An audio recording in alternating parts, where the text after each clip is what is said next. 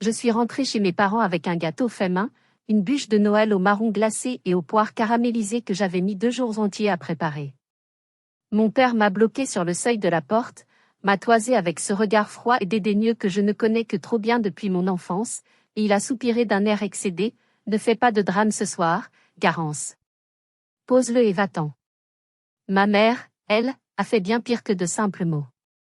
Elle a pris mon gâteau, elle a ricané d'un rire sec, et elle l'a posé directement sur le carrelage pour le chien. « Tiens, au moins lui, il ne fera pas le difficile et il l'aimera, » a-t-elle lancé. Je suis partie sans un mot, le cœur en miettes. Mais ce soir-là, seule dans ma voiture glaciale, j'ai ouvert l'application de ma banque et j'ai vidé l'intégralité de notre compte commun. Le lendemain matin, quand ils ont découvert le solde à zéro, ils ont compris que la fille, paillasson, venait de se transformer en leur pire cauchemar. Avant de vous plonger dans les détails de cette vengeance glaciale et méthodique, j'aimerais prendre un court instant pour savoir d'où vous m'écoutez en ce moment. Je suis toujours fascinée de voir à quel point notre communauté est internationale. Est-ce que vous êtes à Paris? À Montréal? À Dakar? Et quelle heure est-il chez vous? Mettez la vidéo en pause une seconde, descendez dans les commentaires et écrivez votre ville et votre pays. J'adore vous lire, cela me donne l'impression que nous sommes tous assis autour d'une même table. C'est fait? Super. Maintenant, accrochez-vous bien, car l'histoire que je vais vous raconter va probablement vous révolter autant qu'elle m'a libérée. Je m'appelle Garance. J'ai 32 ans et je travaille comme responsable logistique dans une grande entreprise près de Toulouse. Mon métier, c'est l'organisation, la précision, la gestion des flux. Je passe mes journées à m'assurer que chaque colis arrive à bon port, que chaque centime est justifié, que chaque processus est optimisé. Je suis douée pour ça. Je suis douée pour mettre de l'ordre dans le chaos. Mais il y a une seule zone de ma vie où le chaos a toujours régné en maître, une zone que je n'ai jamais réussi à organiser malgré tous mes efforts, c'est l'amour conditionnel et toxique de mes parents. C'était la veille de Noël. La météo était exécrable, typique d'un hiver dans le Tarn-et-Garonne. Une pluie fine et glaciale tombait sans discontinuer, transformant l'autoroute en une patinoire dangereuse. J'avais conduit pendant près d'1 heure depuis mon appartement toulousain pour rejoindre la maison familiale à Montauban.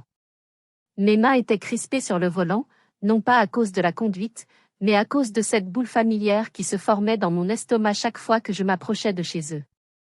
Sur le siège passager, soigneusement calé dans une boîte pâtissière que j'avais achetée spécialement, trônait ma fierté, ma bûche de Noël. Ce n'était pas n'importe quel gâteau.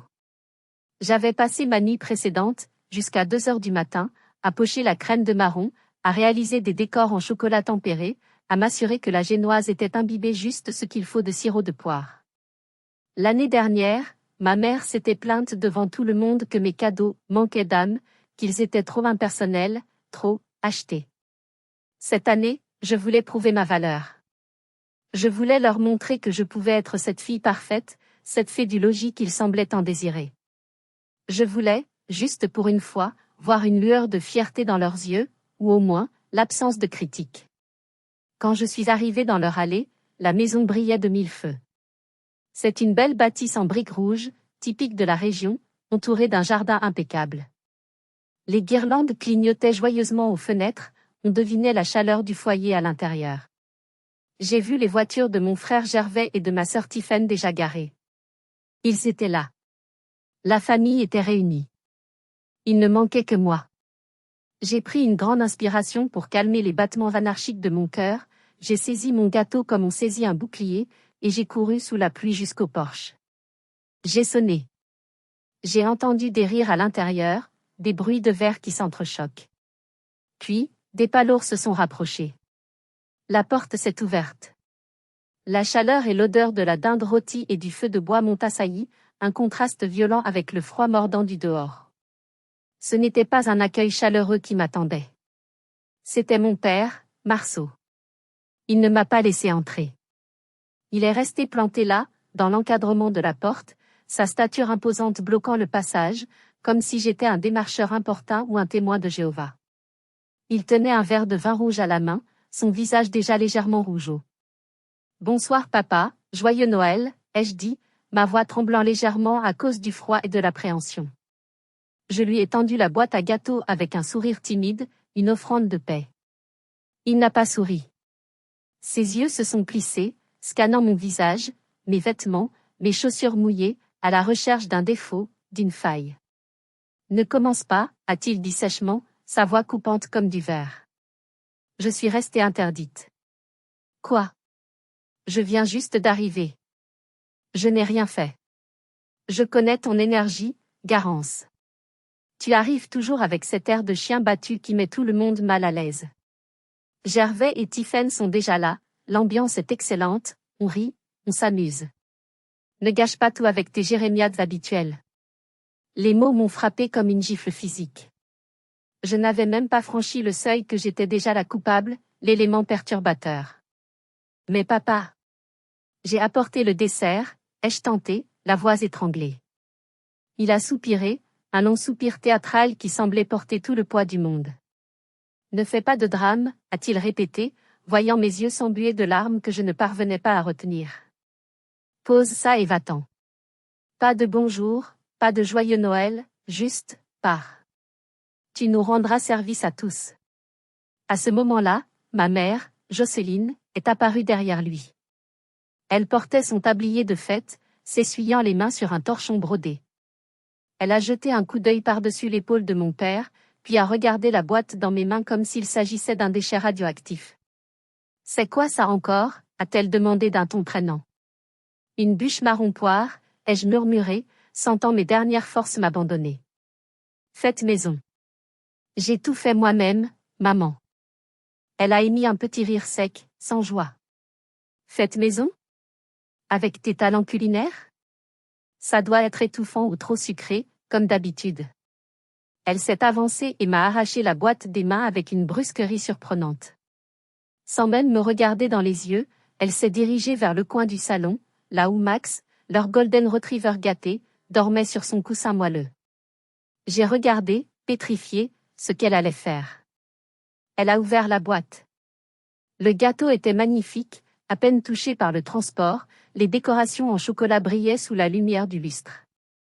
Et là, sous mes yeux, avec une désinvolture cruelle, elle a posé la bûche entière, mes heures de travail, mon amour, mon espoir d'acceptation, directement sur le carrelage froid, devant le museau du chien. « Tiens Max » a-t-elle dit d'une voix douce et mielleuse, cette voix qu'elle n'utilisait jamais avec moi. Au moins lui, il l'aimera. Il ne fera pas le difficile, lui. Max s'est levé, a reniflé le gâteau, et a commencé à lécher la crème avec enthousiasme, sa queue battant la mesure contre le mur. Ma mère et mon père ont regardé la scène en souriant, comme si c'était la chose la plus naturelle, la plus drôle du monde. Ils venaient de donner mon cœur à manger au chien, littéralement. Je n'ai pas crié. Je n'ai pas pleuré. Je n'ai pas fait de scandale. Quelque chose en moi s'est brisé à cet instant précis, mais ce n'était pas une fracture douloureuse. C'était une libération. C'était le bruit sec d'une chaîne rouillée qui casse enfin sous la pression. C'était la fin de l'espoir, et donc, la fin de la douleur. D'accord, ai-je dit. Ma voix était étrangement calme, presque méconnaissable à mes propres oreilles. Au revoir. Je me suis retournée. La porte s'est refermée derrière moi avant même que j'aie atteint la première marche du perron. J'ai marché vers ma voiture sous la pluie glacée, sans me presser cette fois. Je n'ai pas regardé en arrière. La maison brillait toujours, les rires continuaient à l'intérieur. Mais je savais une chose avec une certitude absolue, ce n'était pas la fin de l'histoire. C'était le début de la fin pour eux. Et la facture allait être salée. Le trajet de retour vers Toulouse a duré 50 minutes, mais il m'a semblé durer une éternité. 50 minutes de silence absolu, seulement troublé par le rythme hypnotique des essuie-glaces et le bruit des pneus sur l'asphalte mouillé. Je ne pleurais toujours pas. À la place, une froideur clinique, presque chirurgicale, s'était emparée de mon esprit. C'est peut-être mon côté responsable logistique qui prenait le dessus. Quand un processus est défaillant dans mon entrepôt, on ne s'assoit pas pour pleurer. On analyse les données. On trouve la fuite. On identifie l'erreur. Et on la corrige, radicalement.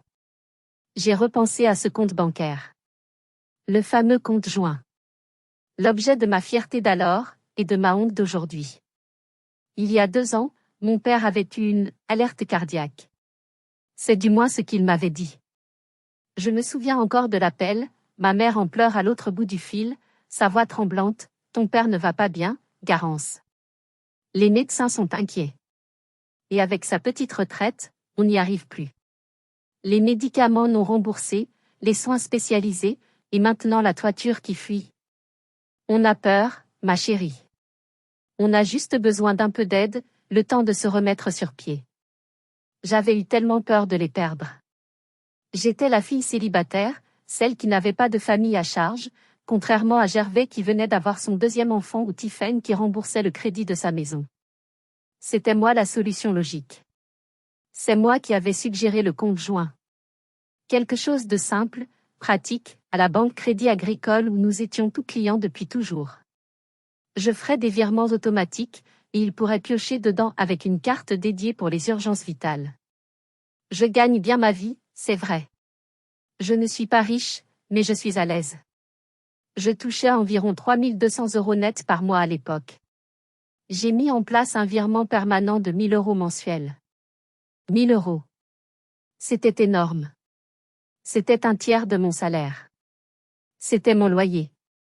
Pour faire ça, je me privais de vacances, je conduisais une vieille Clio qui menaçait de tomber en panne à chaque démarrage, je n'achetais pas de vêtements de marque, je ne sortais presque jamais. Mais c'était pour mes parents. C'était mon devoir, non? C'était le prix à payer pour être une bonne fille.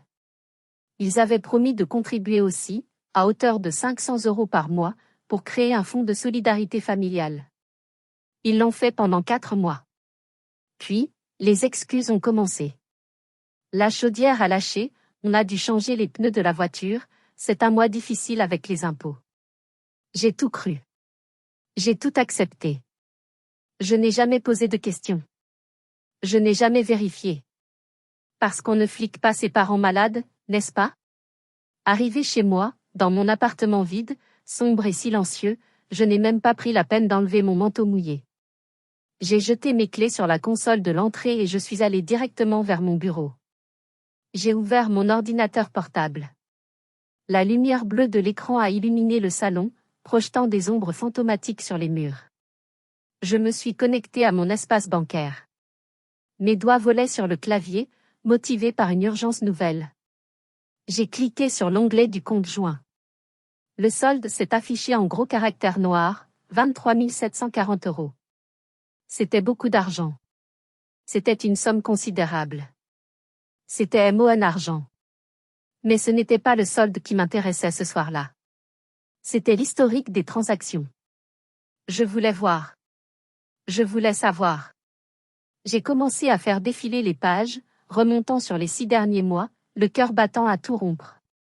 Je cherchais les fameuses urgences médicales, les factures de pharmacie, les réparations de toiture. Je n'ai rien trouvé de tel. Pas une seule ligne. Ce que j'ai vu à la place m'a donné la nausée, une envie physique de vomir. 15 novembre, Institut Beauté et Spa La Douceur, 180 €. 22 novembre, Cave à vin du terroir, 450 €. 450 € de vin? 5 décembre, boutique prêt-à-porter de luxe, 320 €. 12 décembre, garage auto Montauban, 1200 €. J'ai froncé les sourcils. C'était étrange. Mon père n'avait pas de voiture en ce moment, la sienne était au garage depuis des mois, disait-il. C'est celle de mon frère Gervais, son Audi A4, qui avait eu un problème de courroie de distribution la semaine dernière. Gervais m'avait dit au téléphone, « Papa est génial, il m'a aidé pour la réparation. » Il t'a aidé avec MON argent, Gervais. 20 décembre, agence de voyage Azur, 800 € d'acompte. Je sentais mes mains trembler sur le clavier. Pas de peur, mais de rage pure. Une rage incandescente. Il n'était pas malade. Il n'était pas pauvre. Il n'était pas en danger. Il vivait comme des rois avec mon argent. Il payait les réparations de la voiture de luxe de mon frère préféré avec mon salaire. Il s'offrait des soins du visage et des massages pendant que je mangeais des pâtes premier prix pour économiser. Il réservait des voyages au soleil.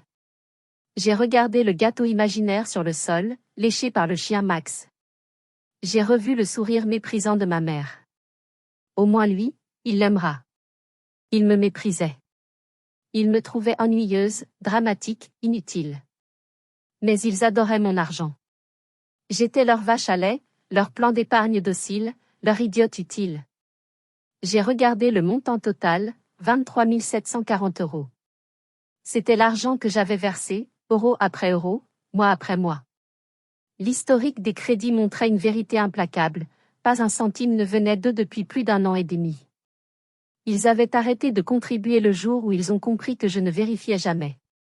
Je suis assise là, dans la pénombre de mon salon, le doigt suspendu au-dessus de la souris, hésitant entre la soumission habituelle et la révolte. Dites-moi honnêtement dans les commentaires, à ma place, qu'auriez-vous fait? Auriez-vous laissé l'argent par culpabilité filiale, par peur de gâcher Noël? Ou auriez-vous tout repris sans hésiter? J'ai vraiment besoin de savoir si je suis la seule à avoir eu cette impulsion radicale. Écrivez, je prends tout, ou, je laisse, dans les commentaires maintenant. Je suis restée immobile pendant une longue minute, peut-être 2. J'attendais que la culpabilité monte, cette vieille amie toxique. J'attendais cette petite voix familière qui me disait toujours, sois gentille, Garance. Sois la fille parfaite, Garance. Pardonne-leur, ils sont vieux, ils ne savent pas ce qu'ils font.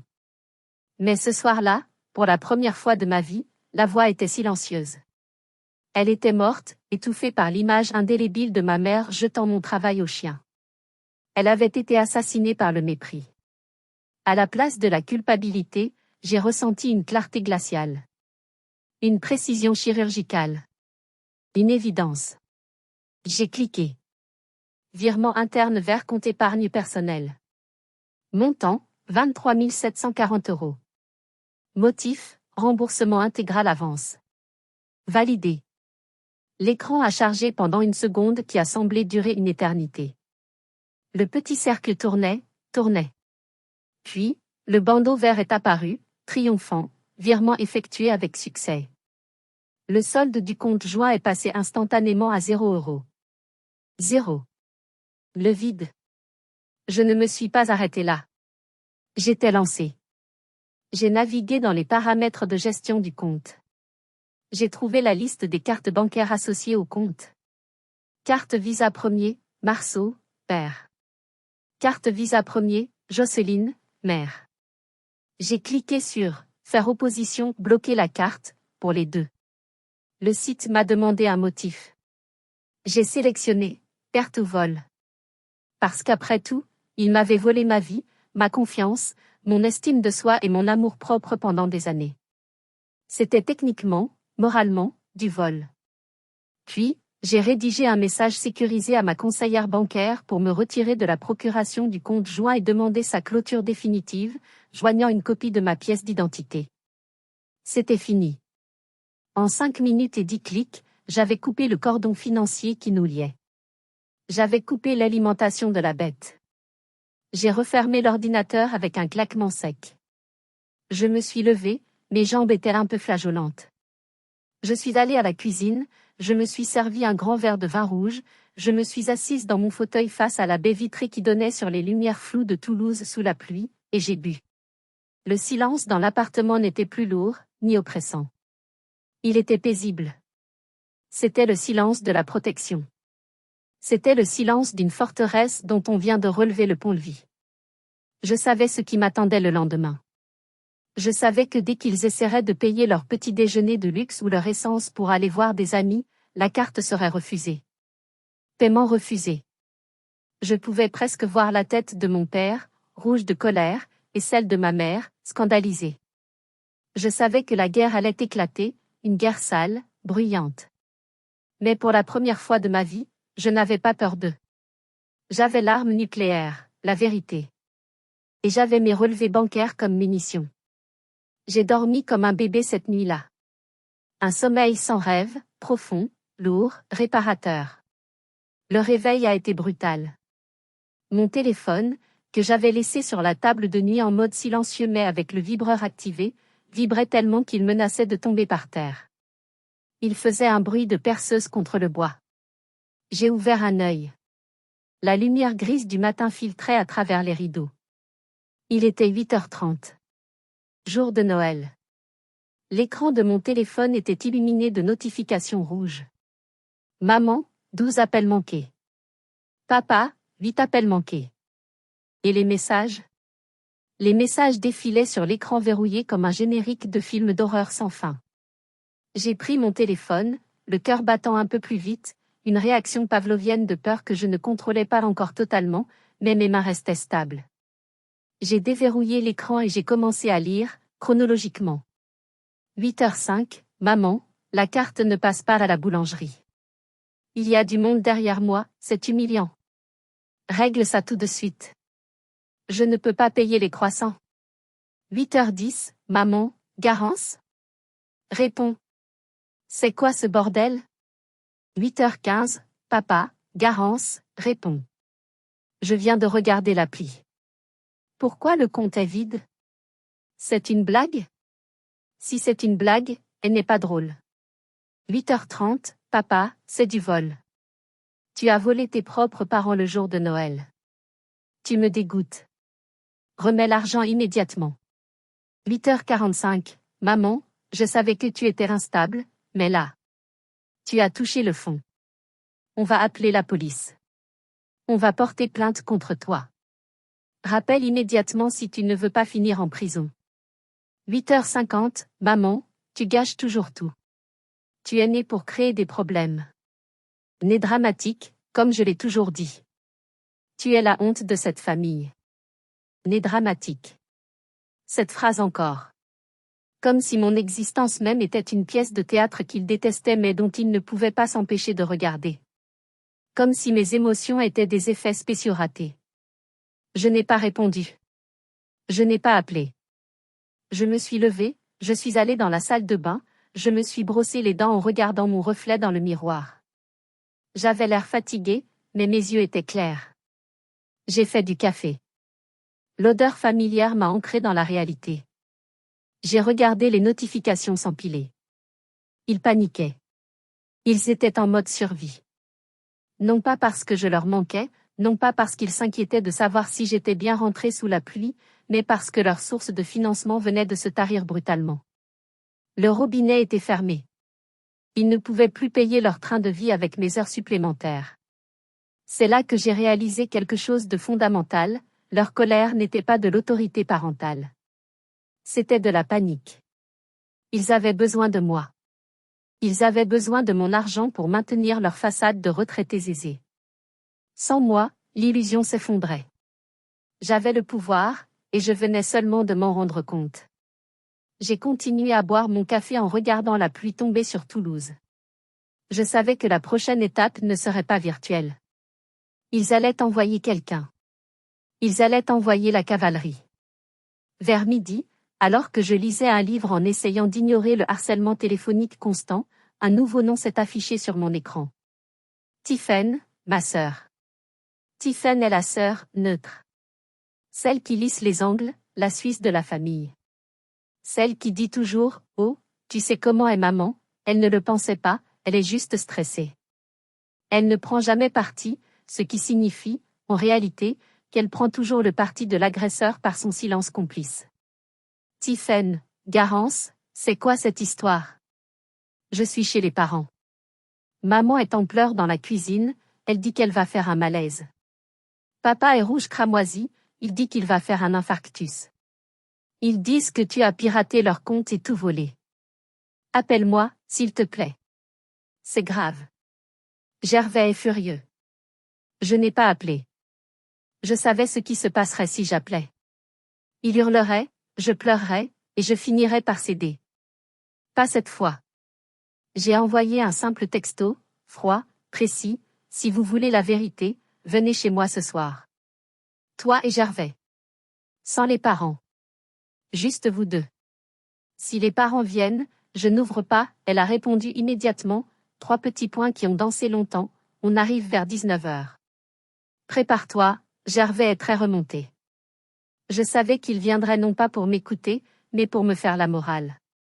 Pour me forcer à rendre l'argent, et à m'excuser pour rétablir la paix familiale. Gervais, mon frère aîné, le fils prodigue, le chouchou qui n'avait jamais rien fait de mal, allait sûrement mener l'interrogatoire. J'ai passé l'après-midi non pas à cuisiner les restes de Noël, mais à imprimer. J'ai transformé mon salon en salle de guerre. J'ai imprimé les relevés bancaires détaillés des 2 dernières années. J'ai pris mes surligneurs. Jaune pour mes virements. Rouge pour leurs dépenses personnelles. Vert pour les rares contributions qu'ils avaient faites au tout début. J'ai imprimé les emails où maman me remerciait pour l'argent de l'électricité tout en réservant un week-end spa le même jour. J'ai retrouvé et imprimé les factures du garage pour la voiture de Gervais, payées avec ce compte. J'ai constitué 3 dossiers cartonnés. Un pour moi, un pour Tiphaine, un pour Gervais. À 19 heures précises, la sonnette a retenti. Pas un coup de sonnette poli. Des coups lourds, insistants, contre la porte. Boum, boum, boum. Gervais était là. Et il n'était pas venu pour discuter autour d'une tasse de thé. Mon cœur a raté un battement, mais j'ai respiré profondément. J'ai attrapé le dossier bleu, mon bouclier. J'ai marché vers la porte. J'ai ouvert la porte. Gervais est entré comme une tempête, une force de la nature en colère, sans même prendre la peine d'enlever son manteau mouillé ou ses chaussures boueuses. Son visage était rouge, ses veines palpitaient sur son cou. Tiphaine suivait, plus en retrait, l'air inquiet, se tordant les mains, son regard fuyant le mien. « Tu as perdu la tête », a hurlé Gervais sans même dire bonjour, sa voix résonnant dans le couloir de l'immeuble. Ils sont effondrés. Maman est sous calmant. Ils ont 60 ans passés, Garance. Tu veux les tuer? Tu veux être responsable de la mort de papa? Tu as volé 23 000 euros. C'est criminel. Tu te rends compte? J'ai reculé d'un pas pour ne pas recevoir ces postillons, mais je suis resté étonnamment calme. C'était étrange comme leur colère ne m'atteignait plus de la même manière. Avant, j'aurais tremblé, j'aurais pleuré. Aujourd'hui, je voyais juste des marionnettes dont les fils étaient tirés par nos parents restés à Montauban. Asseyez-vous, ai-je dit d'une voix posée. Je ne m'assieds pas, a craché Gervais en pointant un doigt accusateur vers moi. Je ne suis pas là pour prendre le thé. Rends l'argent. Maintenant. Fais le virement devant moi. Et tu vas appeler maman pour t'excuser à genoux. C'est la seule façon d'éviter que papa porte plainte demain matin. Il ne portera pas plainte, ai-je répondu. Ah oui? Et pourquoi? Parce que tu crois qu'il t'aime trop. Tu viens de prouver que tu ne mérites pas son amour. J'ai pris le dossier bleu sur la table basse, celui que j'avais préparé pour lui, et je l'ai lancé vers lui. Il a atterri sur le canapé avec un bruit mat, lourd de sens. Avant de crier, « Regarde ça », ai-je dit. Ce sont des faits. Pas des histoires, pas des drames, pas des émotions. Des chiffres. Les chiffres ne mentent pas, Gervais. Gervais a hésité. Il a regardé le dossier comme s'il s'agissait d'un piège. Puis, avec un grognement d'agacement, il a saisi le dossier avec agressivité. Tiphaine s'est approchée, curieuse et craintive, et a regardé par-dessus son épaule. « C'est quoi ça ?» a demandé Gervais brusquement. « C'est l'historique intégral du compte joint », ai-je expliqué. La colonne de gauche, surlignée en jaune, c'est l'argent que j'ai versé. La colonne de droite, c'est ce qu'ils ont versé. Gervais a ouvert le dossier. Il a parcouru la première page. Puis la deuxième. Je l'ai vu ralentir. Son corps s'est détendu imperceptiblement. Son froncement de sourcils a changé de nature. Ce n'était plus de la colère, c'était de la confusion. Ils ont arrêté de payer il y a 20 mois, a murmuré Tiphaine, brisant le silence. Mais maman m'a dit qu'il se saignait aux 4 veines pour ce compte. Elle m'a dit qu'il mettait 500 € tous les mois, qu'il se privait de tout. Regarde les chiffres, Tiphaine, ai-je dit. 0. 0 depuis mai de l'année dernière. Continuez, ai-je ajouté froidement. Ne vous arrêtez pas au dépôt. Regardez les dépenses. C'est là que ça devient intéressant. J'ai vu le moment exact où Gervais a compris. Il s'est figé sur une ligne surlignée en rouge vif. Sa main s'est crispée sur le papier, froissant le bord de la page. 12 décembre, garage auto Montauban, 1200 €. Il a levé les yeux vers moi, le visage blême, la bouche entr'ouverte. C'est la réparation de ma courroie de distribution, a-t-il balbutié, sa voix perdant toute son arrogance. Maman m'a dit, elle m'a juré que c'était un cadeau.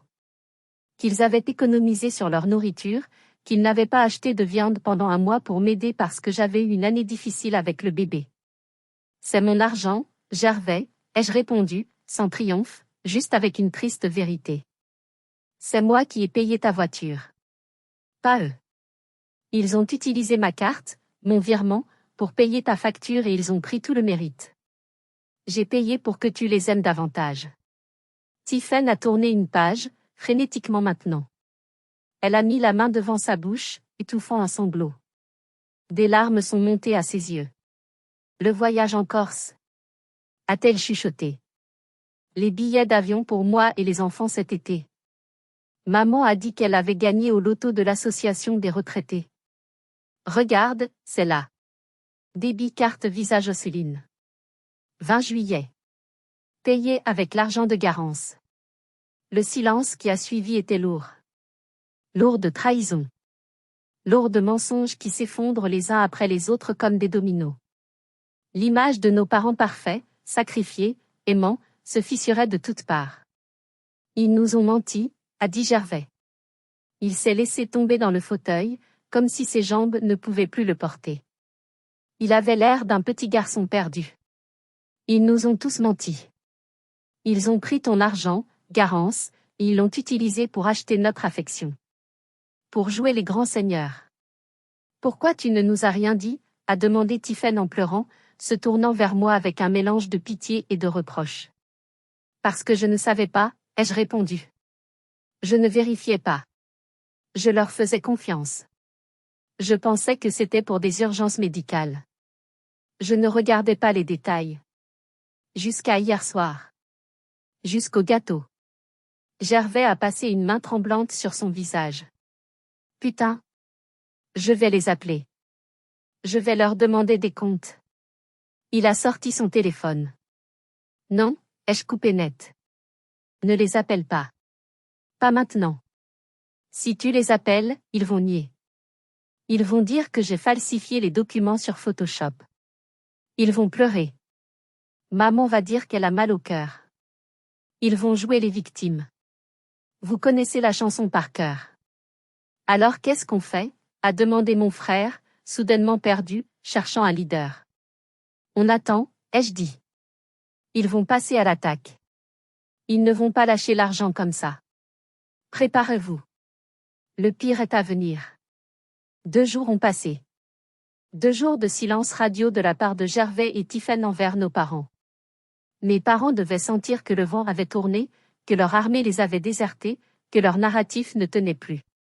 Alors, comme des animaux acculés et blessés, ils ont décidé de frapper au cœur.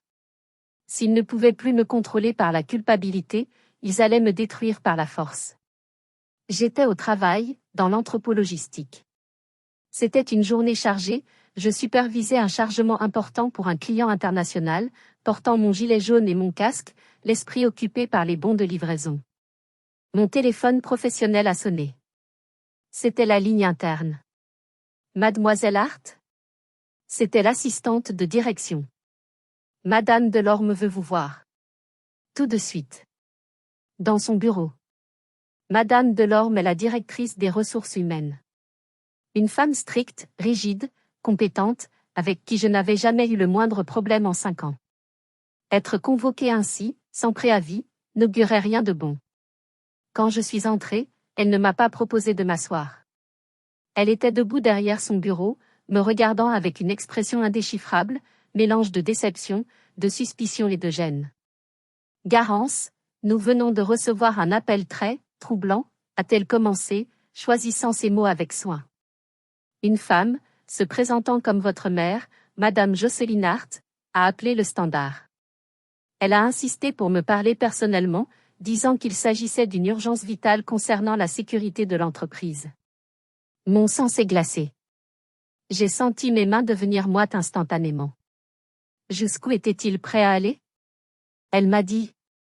Madame Delorme a hésité, comme si les mots lui brûlaient la bouche. Elle m'a dit que vous étiez en pleine détresse psychologique. Que vous aviez des problèmes d'addiction aux jeux d'argent en ligne. Et surtout, que vous aviez volé une somme importante à vos parents âgés et vulnérables pour couvrir vos dettes de jeu. Elle nous a mis en garde officiellement de ne pas vous laisser gérer les finances ou les stocks de valeur de l'entreprise, de peur que vous ne fassiez la même chose ici. C'était un coup de poignard en plein cœur. En logistique, la confiance et la probité sont tout. Nous gérons des millions d'euros de marchandises. Si on pense que vous êtes un voleur ou un joueur compulsif, votre carrière est finie. Maman essayait de me faire virer. Elle voulait me couper mes revenus, me mettre à la rue, pour que je sois obligée de ramper vers eux, de revenir à la maison, soumise et brisée. C'était d'une cruauté pure, calculée. J'ai pris une grande inspiration. Je savais que si je m'effondrais, si je pleurais, si je criais au scandale, cela confirmerait l'image de « fille instable » que ma mère avait peinte. Je devais être plus froide qu'elle. Madame Delorme, ai-je dit d'une voix calme, bien que mon cœur batte à tout rompre dans ma poitrine. Je suis profondément désolée que vous ayez été impliquée dans cette affaire privée. Ce que ma mère vous a dit est un mensonge diffamatoire.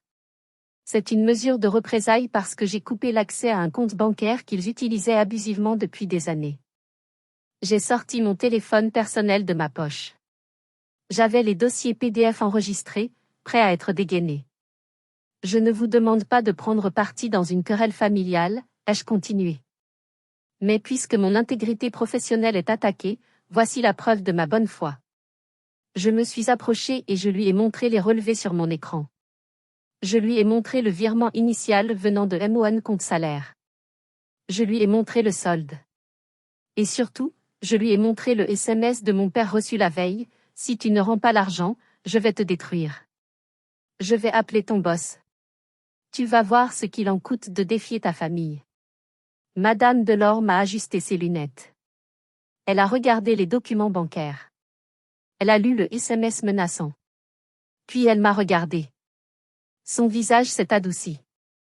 La suspicion a disparu, remplacée par une sorte d'horreur empathique. C'est effrayant, a-t-elle murmuré. Je n'ai jamais vu une mère faire ça à son enfant. C'est de la destruction pure. Moi si, ai-je répondu. C'est ma vie depuis 30 ans. C'est leur mode de fonctionnement. Elle m'a rendu mon téléphone. D'accord, Garance. Je vous crois. Votre dossier ici est impeccable, vos évaluations sont excellentes. Oublions cet appel. Je ne noterai rien dans votre dossier. Mais, elle a marqué une pause significative. Protégez-vous. Des gens capables de faire ça sont capables de tout. Ne laissez pas ce drame affecter votre travail. Réglez ça. Je suis sortie de son bureau les jambes tremblantes, m'appuyant contre le mur du couloir pour ne pas tomber. J'avais sauvé mon poste, de justesse. Mais quelque chose venait de changer radicalement. Ce n'était plus une dispute familiale. C'était une guerre totale. Il ne voulait pas juste l'argent. Il voulait ma mort sociale. J'ai appelé Tiphaine. Organise une réunion. Ce soir. Chez toi. Invite-les.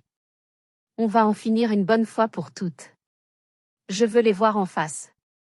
La réunion a eu lieu chez Tiphaine, dans sa salle à manger au ton pastel, décorée de photos d'enfants souriants. Une ambiance douce et feutrée pour une exécution publique. Tiphaine avait préparé du café, comme pour adoucir les mœurs, mais personne n'y a touché. Mes parents sont arrivés les derniers, comme des stars. Ils sont entrés la tête haute, avec cette arrogance insupportable des gens qui se croient intouchables, qui pensent que leur statut de parent leur donne tous les droits, y compris celui de détruire. Ma mère avait un bandage au poignet sans doute pour jouer la comédie de la fragilité ou d'une blessure imaginaire due au stress. Mon père avait son air grave de patriarche offensé, le visage fermé. Ils se sont assis en bout de table. Alors, a commencé mon père en regardant Gervais droit dans les yeux, pensant trouver un allié masculin naturel. Vous avez enfin raisonné votre sœur? Elle a accepté de rendre l'argent qu'elle a volé? On peut arrêter ce cirque? Gervais n'a pas répondu tout de suite. Il fixait la table, les mains serrées l'une contre l'autre jusqu'à ce que ses jointures blanchissent. Personne n'a rien volé, papa, a dit Gervais d'une voix sourde, contenue. À part vous. Pardon? Ma mère a sursauté, portant théâtralement la main sur son cœur. Comment oses-tu? Gervais? Après tout ce qu'on a fait pour toi? La voiture, on s'est privé pour ta voiture. Je sais pour la voiture, a coupé Gervais brutalement. Je sais que c'est Garance qui l'a payé. J'ai vu les relevés. Je sais pour le voyage de Tiphaine. Je sais tout. Vos mensonges sont finis. Le visage de ma mère a changé instantanément. Le masque de la victime éplorée a glissé, laissant place à une expression de haine pure, froide, reptilienne. Elle s'est tournée vers moi, ses yeux lançant des éclairs. Tu as monté tes frères et sœurs contre nous? C'est ça ton plan?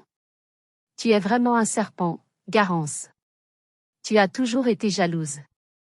Jalouse parce que Gervais réussit mieux que toi, jalouse parce que Tiphaine a une famille et des enfants alors que tu es seule. Je ne suis pas jalouse, ai-je dit calmement, la regardant droit dans les yeux pour la première fois sans baisser le regard. Je suis juste fatiguée. Fatiguée d'être votre banque. Fatiguée d'être celle qu'on appelle seulement quand on a besoin de payer une facture. Fatiguée d'être le paillasson sur lequel vous vous essuyez les pieds avant d'entrer chez vos enfants préférés. C'est le devoir d'un enfant, a crié mon père, tapant du poing sur la table, faisant tinter les tasses à café. On t'a nourri, logé, éduqué. On t'a payé des études. Cet argent, il nous est dû. C'est un retour sur investissement. C'est à ce moment-là que mon téléphone a vibré dans ma poche. Un message. J'ai jeté un œil. C'était tante Berthe. Une amie d'enfance de ma mère, une femme que je n'avais pas vue depuis des années mais qui était restée dans le cercle social de mes parents. Le message disait, Garance, j'ai entendu les rumeurs horribles que ta mère propage sur toi en ville, disant que tu es une voleuse. C'est ignoble. Je pense que tu devrais voir ça. C'est une conversation de leur groupe WhatsApp de retraités datant d'il y a 6 mois. Je n'ai jamais osé te le montrer avant. J'ai ouvert la pièce jointe. C'était une capture d'écran. J'ai lu le message à haute voix, lentement, distinctement, pour que tout le monde entende chaque syllabe. Maman a écrit le 14 juin, Gervais est ma fierté, il a réussi. Tiphaine est ma joie, elle m'a donné des petits-enfants. Garance? Oh, Garance, c'est mon plan B. Mon bâton de vieillesse. Elle est trop moche et trop ennuyeuse pour se trouver un mari, alors elle restera seule et elle s'occupera de nous quand on sera grabataire. C'est sa seule utilité. Au moins, son compte en banque compense son manque de personnalité. J'ai levé les yeux. Ma mère était livide. Sa bouche s'ouvrait et se fermait sans qu'aucun son ne sorte. Tiphaine pleurait silencieusement, la main sur sa bouche. Gervais regardait notre mère comme s'il voyait un monstre pour la première fois. Le plan B, ai-je répété dans un murmure. Voilà ce que je suis. Pas une fille. Pas un être humain. Une assurance vie avec un pouls. C'était une blague, a balbutié ma mère, essayant de sourire, mais ses yeux étaient terrifiés. Entre copines, on dit des bêtises, tu sais comment c'est. Mais il était trop tard. Le poison était sorti. L'atmosphère dans la salle à manger était irrespirable. Ma mère, d'habitude si prompte à la riposte, était recroquevillée sur sa chaise, sonnée par la lecture de ses propres mots. Mais ce n'était pas fini. Gervais, qui était resté silencieux depuis la révélation du SMS, s'est levé lentement. Il a fouillé dans la poche intérieure de sa veste. Il a sorti un petit carnet rouge, usé au coin. Je l'ai reconnu immédiatement. C'était le vieux carnet d'épargne de la Poste, un livret A, que mon père gardait toujours précieusement dans sa boîte à cigares en bois de cèdre, fermée à clé, dans son bureau. Une boîte qu'il nous était interdit de toucher quand nous étions enfants. Où as-tu eu ça? A sifflé mon père, se levant à son tour, menaçant, les poings serrés. C'est privé. Tu as fouillé dans mon bureau? Tu es un voleur toi aussi? Je l'ai pris dans ta boîte à cigares avant de venir, pendant que maman mettait son manteau, a dit Gervais calmement, mais avec une tension terrible dans la voix, une colère froide. Je voulais vérifier quelque chose. Parce que je me disais, ils ne peuvent pas être aussi cruels s'ils sont vraiment dans la misère. Il doit y avoir une explication rationnelle, peut-être qu'ils ont vraiment peur de manquer. Il a ouvert le carnet à la dernière page et l'a jeté au centre de la table, à côté de mes relevés bancaires. Le petit carnet a glissé sur le bois verni et s'est arrêté devant Tiphaine. « Regardez la dernière ligne », a ordonné Gervais. Je me suis penché. Tiphaine aussi s'est essuyé les yeux pour regarder. La date était récente, il y a 3 jours, juste avant Noël. Solde créditeur, 142 500 €. J'ai eu le souffle coupé.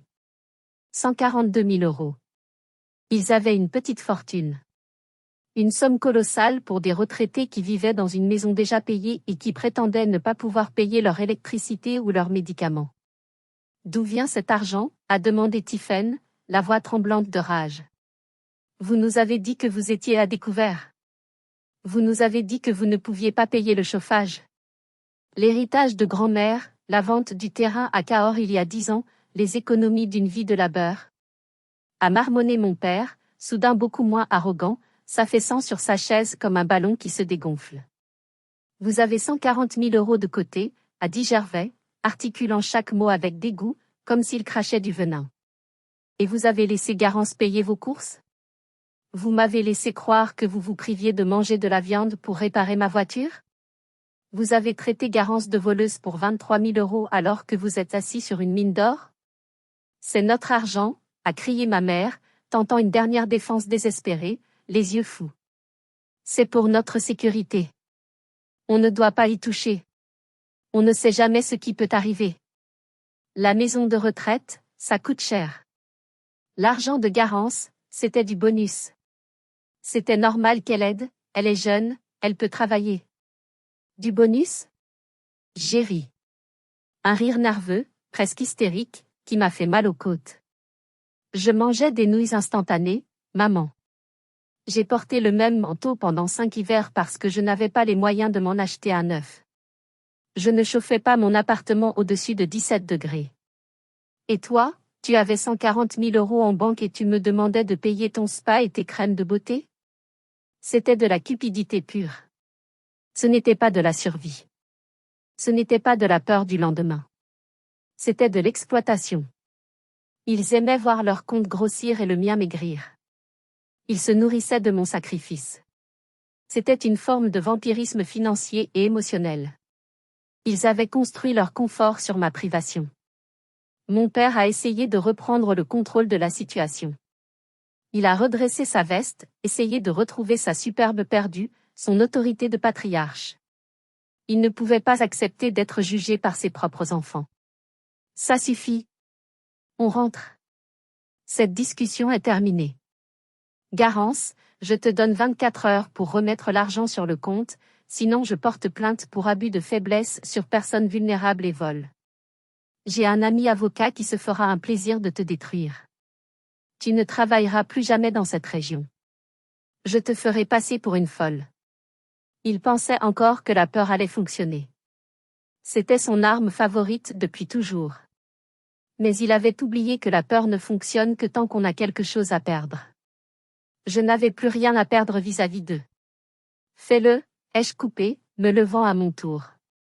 Je me sentais immense, puissante, invincible. Porte plainte, papa. Je t'en prie. Je montrerai au juge ce carnet d'épargne. Je montrerai les messages où tu me traites de plan B. Je montrerai les relevés bancaires prouvant que vous utilisiez mon argent pour des produits de luxe alors que vous prétendiez être indigent. Je porterai plainte pour dénonciation calomnieuse auprès de mon employeur. On verra qui finira en prison, papa. On verra qui sera détruit socialement à Montauban. Imagine ce que tes amis du club de bridge penseront quand ils sauront que tu volais ta propre fille. Il s'est figé. Il a pâli. Il savait qu'il avait perdu. Pour la première fois de sa vie, l'intimidation ne fonctionnait plus. Son bluff avait été découvert. Il n'avait plus aucune carte en main. Tu n'es plus ma fille, a-t-il dit froidement, avec une haine définitive, ses yeux me transperçant. Ça tombe bien, ai-je répondu avec un calme olympien, un calme qui venait du plus profond de mon âme. Vous n'êtes plus mes parents. Vous êtes juste des gens que je connaissais. Sortez. Sortez de chez ma sœur. Sortez de ma vie. Ils se sont levés. Ma mère pleurait, mais c'était des larmes de rage, pas de regret. Ils ont mis leur manteau en silence. Ils sont partis sous la pluie, sans un regard en arrière, sans un mot pour Gervais ou Tiphaine. Pas d'excuses. Pas de regret. Juste la colère sourde de s'être fait prendre la main dans le sac. Quand la porte s'est refermée, le silence est retombé dans la pièce. Un silence lourd, mais propre. Gervais, Tiphaine et moi, nous nous sommes regardés. Nous étions orphelins, d'une certaine manière. Nous venions de perdre nos parents, non pas par la mort, mais par la vérité. Mais nous étions libres. 3 mois ont passé depuis cette nuit-là. Les premières semaines ont été étranges, floues. On s'imagine souvent que couper les ponts avec des parents toxiques apporte une joie immédiate, une libération instantanée, comme dans les films. Ce n'est pas vrai. C'est comme une amputation. On sait que le membre était gangrené et qu'il fallait le couper pour survivre, pour que l'infection ne se propage pas au reste du corps, mais on ressent quand même la douleur du membre fantôme. On a mal là où il n'y a plus rien. Il y a eu des moments où j'ai failli craquer. Des soirs de solitude, dans mon appartement silencieux, où j'ai eu envie de les appeler pour leur dire que j'avais eu une promotion au travail, ou juste pour entendre une voix familière, même si cette voix était critique. C'est le syndrome de Stockholm familial. Mais à chaque fois, je me rappelais le gâteau sur le sol. Je me rappelais le « plan B ». Je me rappelais l'appel à ma DRH pour me faire licencier. Et je posais le téléphone. Gervais et Tiphaine ont aussi pris leur distance. Ils ne leur parlent plus que pour l'essentiel, les anniversaires des enfants, et encore, de manière très formelle. La confiance est brisée à jamais. Sans mon argent pour financer leur train de vie fastueux, mes parents ont dû commencer à puiser dans leur fameux trésor de 140 000 €. J'ai appris par une cousine qu'ils se plaignent à qui veut l'entendre dans toute la ville que leurs enfants sont des ingrats qui les ont abandonnés dans leur vieillesse, qu'ils sont des victimes de la modernité et de l'égoïsme des jeunes. Ils jouent les martyrs. C'est leur rôle préféré, celui qu'ils jouent le mieux.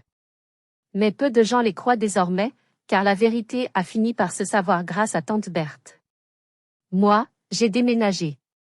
J'ai quitté mon appartement sombre pour un nouveau logement, plus lumineux, avec une grande cuisine ouverte et un balcon fleuri. J'ai commencé une thérapie pour apprendre à dire « non » sans me sentir coupable, pour soigner ce syndrome de la « bonne fille » qui a failli me détruire. Ma psychologue dit que je suis en convalescence émotionnelle. J'apprends à m'aimer sans avoir besoin de payer pour être aimé. Hier, c'était Pâques. D'habitude, c'est le moment où je subis les critiques sur ma tenue, mon célibat, mon poids, mon travail. C'est le jour où je me sens le plus petite, assise au bout de la table des enfants même à 30 ans. Hier, j'étais seule chez moi. J'ai préparé une tarte au citron meringuée. Ma préférée. Celle que ma mère détestait parce qu'elle trouvait ça trop acide et qu'elle refusait que je fasse pour les repas de famille. J'ai pris une part. Je me suis assise sur mon balcon, au soleil de printemps. J'ai mangé lentement, savourant chaque bouchée. C'était délicieux. C'était doux. C'était le goût de la paix. Personne ne m'a crié dessus. Personne n'a nourri le chien avec mon travail. Personne ne m'a jugé. J'ai vérifié mes mails une dernière fois avant d'éteindre mon téléphone pour la journée. Un message automatique de la banque est arrivé, tentative de connexion échouée au compte joint clôturé. Ils essayaient encore. Ils n'avaient pas abandonné l'espoir de récupérer leur vache à lait. J'ai souri, j'ai bu une gorgée de thé, et j'ai bloqué l'expéditeur définitivement. Je ne suis plus le plan B de personne. Je suis le plan A de ma propre vie. Et croyez-moi, le goût de la liberté, même s'il est acquis au prix fort, est bien meilleur que n'importe quelle bûche de Noël, que n'importe quelle fausse affection achetée à coups de virement bancaire. J'ai perdu des parents, mais je me suis trouvé moi-même. Merci d'avoir écouté mon histoire jusqu'au bout. C'était difficile de la raconter, mais nécessaire. Si vous aussi, vous avez déjà eu l'impression d'être la banque de votre famille, le « vilain petit canard » ou le plan B, mettez un j'aime à cette vidéo. Ça aide énormément la chaîne et ça montre que nous ne sommes pas seuls. Et surtout, Abonnez-vous pour ne pas rater la prochaine histoire de karma instantané. N'oubliez jamais, vous n'êtes pas obligé de rester là où on ne vous respecte pas. Le sang ne justifie pas l'abus. Prenez soin de vous. À bientôt.